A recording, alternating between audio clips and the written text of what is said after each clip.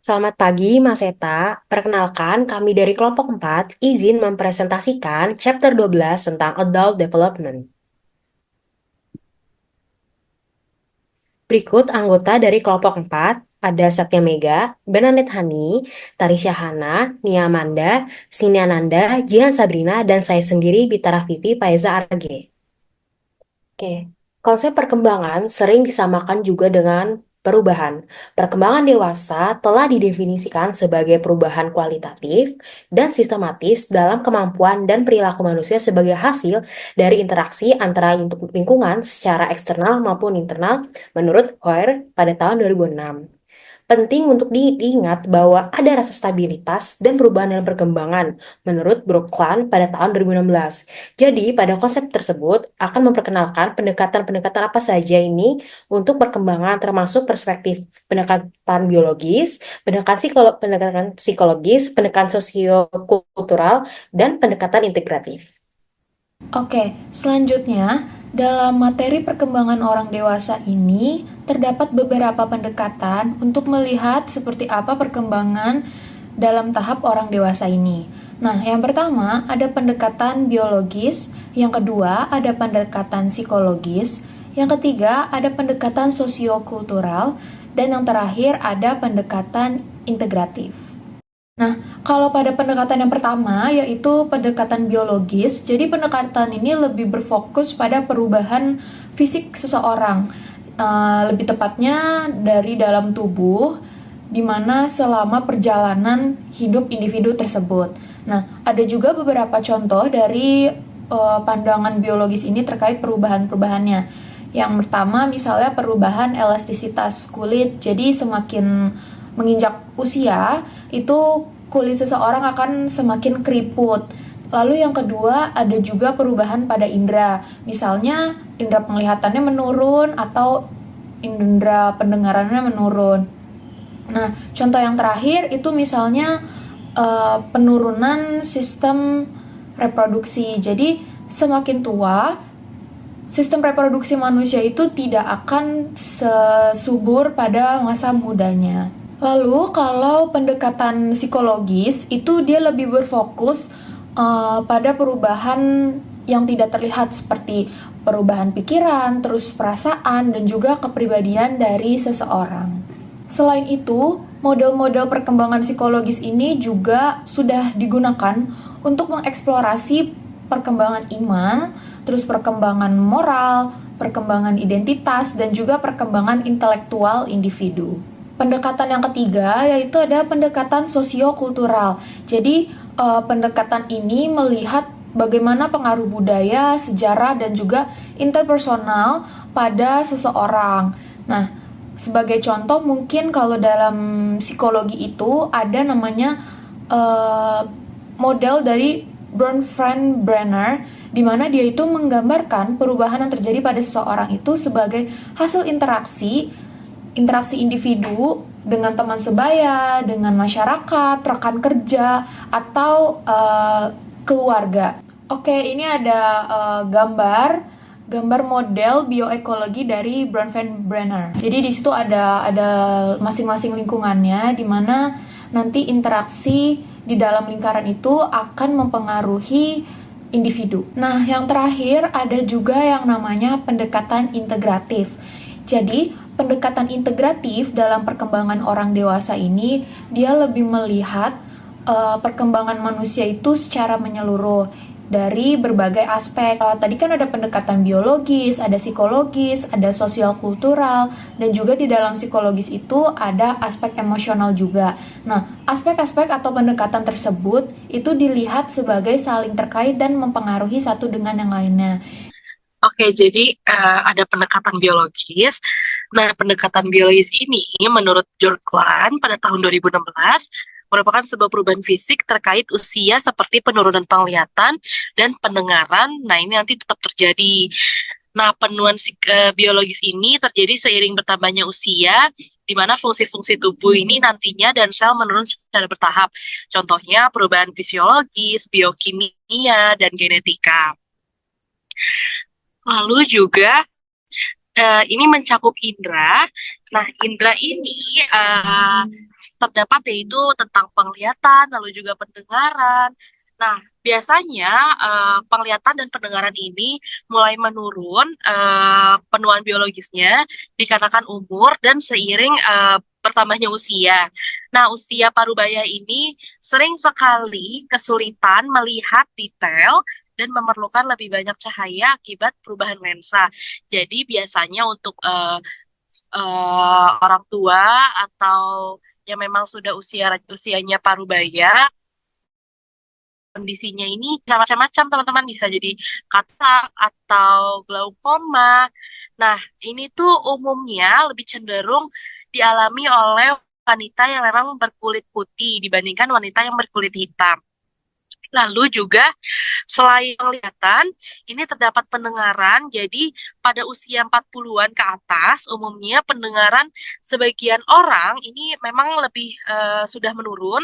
Jadi biasanya pendengaran yang menurun ini bisa dibantu oleh alat bantu dengar yang nantinya juga tersedia. Namun juga penggunaannya rendah. Jadi kalau gangguan pendengaran ini berkaitan dengan penurunan kognitif dan juga keterlibatan sosial. Oke, yang kedua lalu ada sistem saraf pusat. Jadi, sistem saraf pusat ini yang terdiri dari otak dan juga sumsum tulang belakang, ini tuh tidak kalah penting dalam memainkan peran dalam proses belajar. Karena otak ini mengalami perubahan sesuai seiring bertambahnya usia gitu teman-teman. Jadi selain indera, ternyata sistem saraf pusat juga memainkan peranan penting. Lalu juga biasanya orang dewasa yang lebih tua ini mengompensasi perubahan ini dengan menggunakan kedua belah otak nih teman-teman. Jadi sedangkan orang yang lebih muda ini hanya satu belahan saja. Nah itu pernyataan menurut Kavanaugh dan Blanchard Felts pada tahun 2017. Nah, jadi rentang hidup manusia ini kan tetap sekitar 110 sampai 120 tahun. Nah, perubahan-perubahan yang terjadi itu bisa terjadi yaitu perubahan penglihatan, perubahan pendengaran, dan juga waktu reaksi tersebut dari bagian dari penuaan nih teman-teman. Tetapi teknologi-teknologi zaman sekarang ini sudah sangat canggih seperti implan koklea, lalu juga ada operasi katarak yang memang nantinya dapat membantu mempertahankan aktivitas. Dan juga menurut Kavanaugh dan Blanchard Felts pada tahun 2017, otak yang menua juga dapat mengompensasi kekurangan di area lain nih teman-teman. Baik, selanjutnya ini ada pendekatan psikologis. Perkembangan orang dewasa tidak tentang perubahan fisik, tetapi juga melibatkan perkembangan internal seperti keyakinan, identitas, dan juga diri. Banyak penelitian sebelumnya, seperti yang dilakukan oleh Fowler tahun 1981 tentang perkembangan iman, kemudian Erikson pada tahun 1963 tentang identitas, dan Cass pada tahun 1979 tentang identitas gay. Penelitian sebelumnya ini lebih berfokus pada proses internal individu. Nah, dalam pendekatan ini, pengaruh masyarakat terhadap perkembangan individu tidak terlalu diperhatikan. Kemudian, pada model perkembangan psikologis biasanya dibagi menjadi dua jenis utama.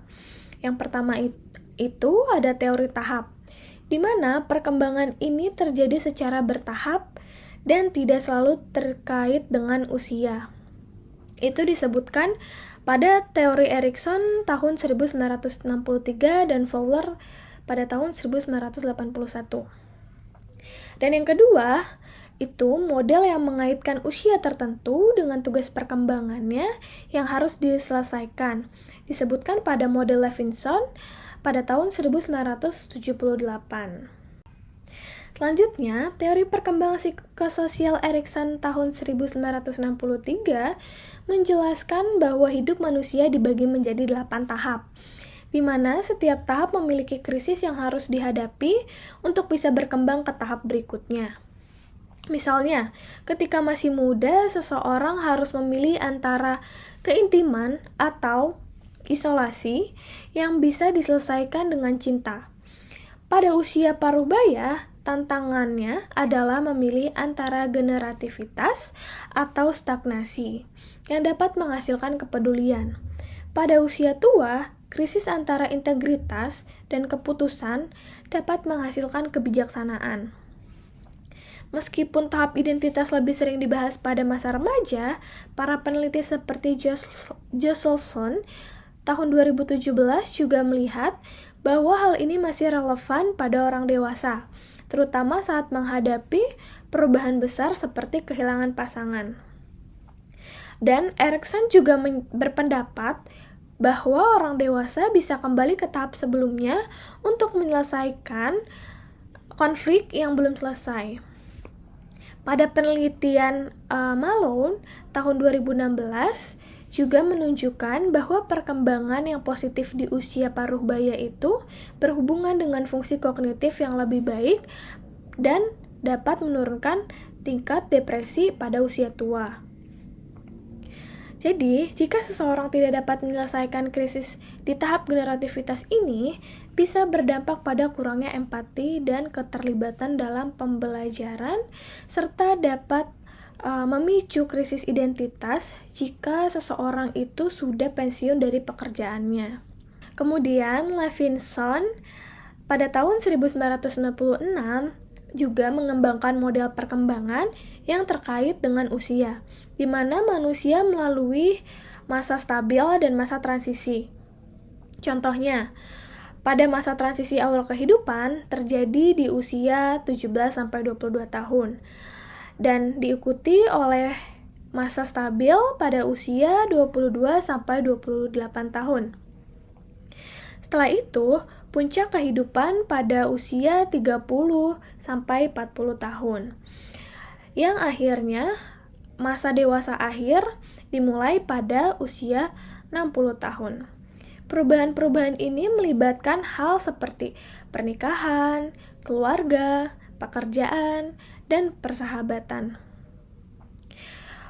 Studi di Turki oleh Aktu dan Ilhan tahun 2017 juga mendukung model ini.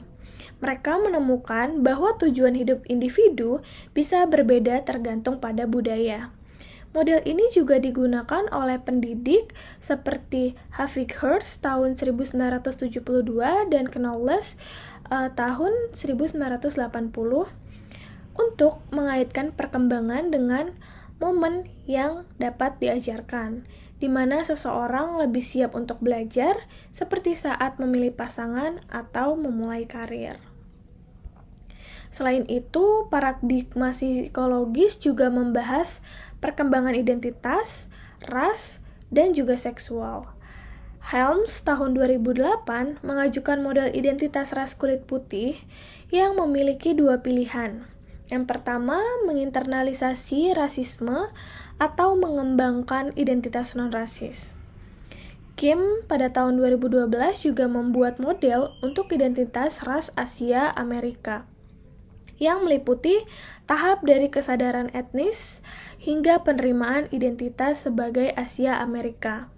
Model identitas seksual yang dipelajari oleh Eliasson dan Schop tahun 2007 menunjukkan 5 tema utama, mulai dari perasaan, berbeda, hingga integrasi identitas seksual.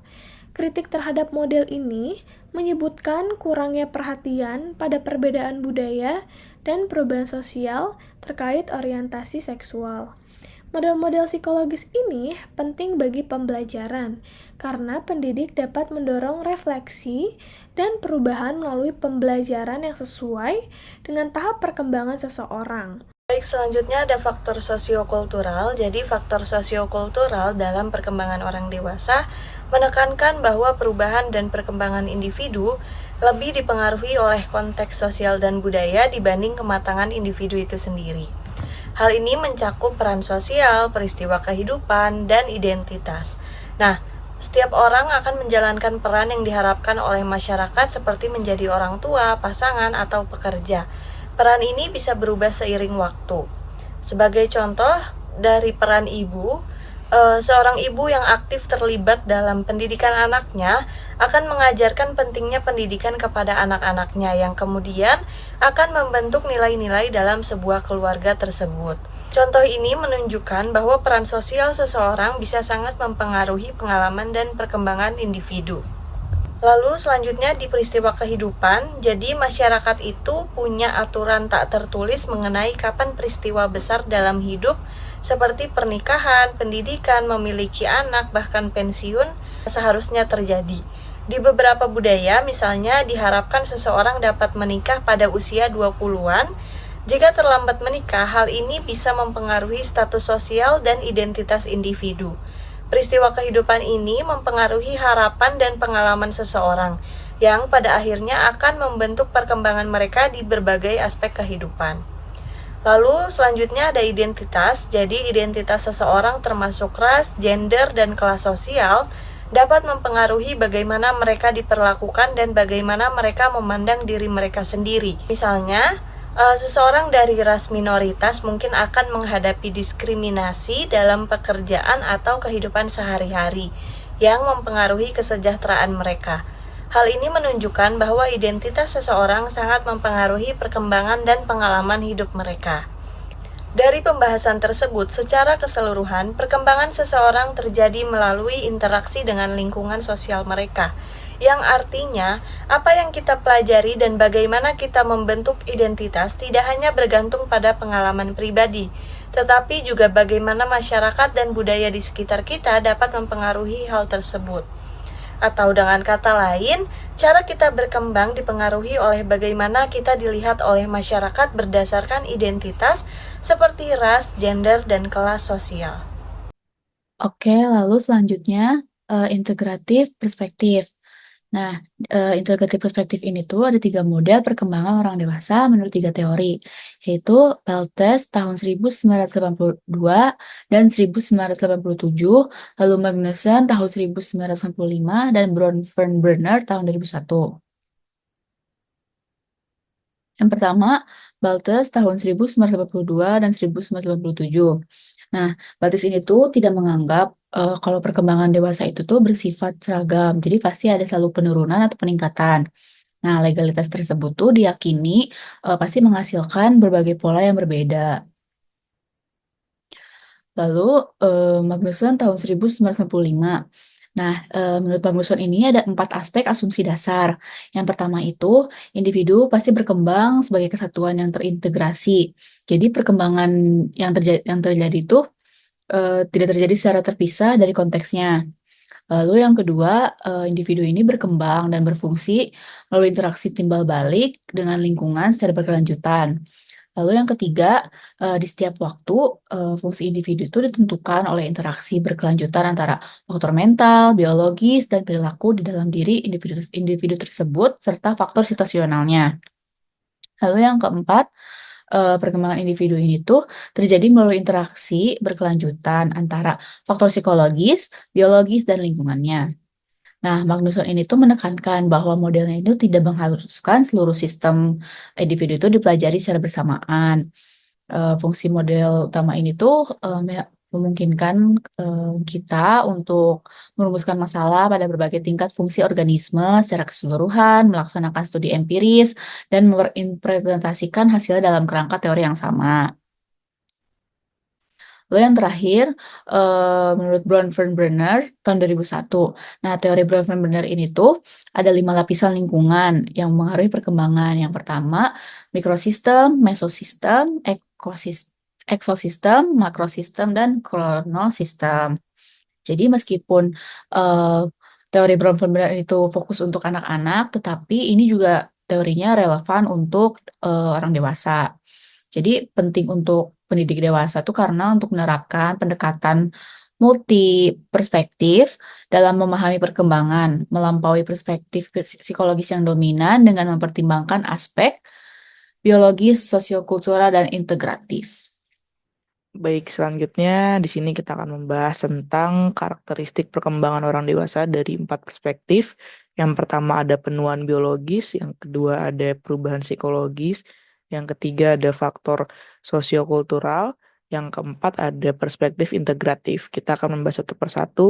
Yang pertama ada penuaan biologis, yang dimana semua orang dewasa ini mengalami beberapa perubahan seiring bertambah usia, meskipun dampaknya pada pembelajaran bervariasi antar individu dan mungkin tidak signifikan berkat kemajuan teknologi. Terus yang kedua ada perubahan psikologis, yang dimana perubahan psikologis ini pada masa dewasa lebih eh, dipetakan oleh berbagai peneliti. Model perkembangan bertahap dari Erikson dan Levinson ini mewakili upaya untuk menguraikan tema-tema umum kehidupan dewasa berdasarkan fase atau tahap kehidupan yang dijalaninya. Lalu yang ketiga ada sosiokultural, yang dimana perubahan dalam masa dewasa lebih ditentukan oleh faktor sosiokultural seperti peran sosial, ras, dan gender daripada kematangan antar individu. Terus juga pentingnya peran sosial ini seperti orang tua, pekerja, dan teman sebaya dan masyarakat umumnya menentukan kapan seseorang itu harus terlibat dalam peristiwa kehidupan tertentu. Namun norma usia untuk peristiwa tersebut kini lebih fleksibel dibandingkan masa lalu. Dan yang terakhir ada perspektif integratif yang dimana beberapa teori ini menggabungkan perspektif biologis, psikologis, dan sosiologis. Pendekatan ini yang lebih menyeluruh diperlukan untuk sepenuhnya memahami hubungan antara perkembangan dewasa dan pembelajaran orang dewasa. Edukator juga perlu mempertimbangkan lebih dari satu atau dua paradigma untuk mendapatkan pemahaman yang lebih kaya mengenai proses pembelajaran orang dewasa. Oke. Sekian dari kelompok kami, kurang lebihnya mohon dimaafkan. Terima kasih. Wassalamualaikum warahmatullahi wabarakatuh.